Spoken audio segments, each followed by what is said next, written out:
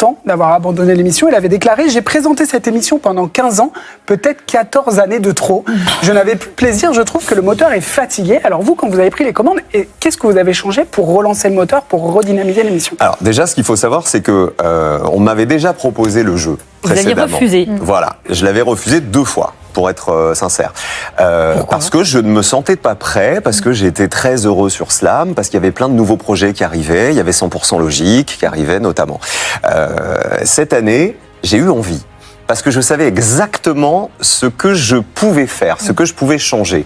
En décoration, en décor, en ambiance, en scénographie du jeu. Avec un etc. invité, un grand gagnant, par exemple, qui arrive beaucoup plus tôt. Avec le champion, par exemple. Plus, voilà, moi, j'avais envie d'avoir le champion sur le plateau pendant toute l'émission. Je voulais qu'il ait vraiment un piédestal, que ce fauteuil soit sur un piédestal avec un tapis rouge, parce que la scénographie, c'est important, le fait de remettre son fauteuil en jeu tous les jours.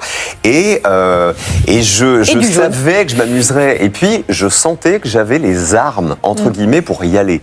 C'est-à-dire que tout ce qu'on a fait comme travail avec France Télé depuis toutes ces années, avec les différentes sociétés avec lesquelles je travaille, sur 100% Logique, sur The Floor, sur le quiz des champions, j'avais plus peur d'y aller à midi.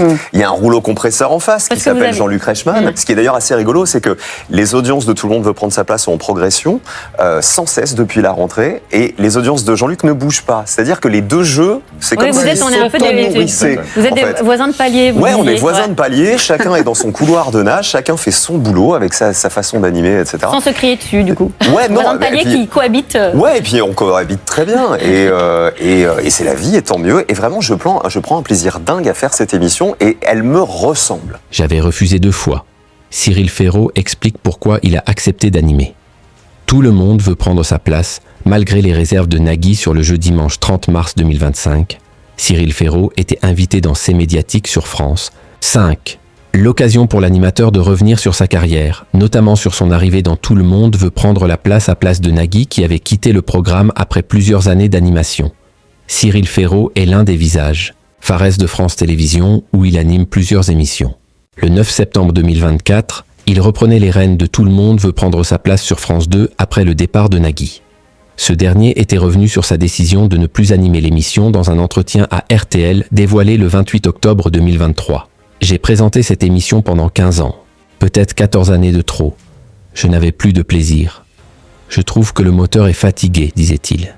Invité dans C'est médiatique dimanche 30 mars 2025, Cyril Ferraud est revenu sur son arrivée dans Tout le monde veut prendre sa place en faisant tout d'abord une révélation. On m'avait proposé le jeu, je l'avais refusé 2 fois pour être sincère parce que je ne me sentais pas prêt. J'étais très heureux sur Slam parce qu'il y avait plein de nouveaux projets qui arrivaient, a-t-il fait savoir. Je sentais que j'avais les armes. Cyril Ferraud explique pourquoi il a changé d'avis après avoir refusé 2 fois d'animer. Tout le monde veut prendre sa place et d'ajouter « Cette année, j'ai eu envie parce que je savais exactement ce que je pouvais faire, ce que je pouvais. » Changer. En décoration, en décor, en ambiance, en scénographie du jeu. Il a ainsi expliqué qu'il voulait avoir le champion présent sur le plateau pendant toute l'émission. Je sentais que j'avais les armes pour y aller. Tout ce qu'on a fait comme travail avec France Télévisions depuis toutes ces années. Je n'avais plus peur d'y aller à midi, a-t-il confié.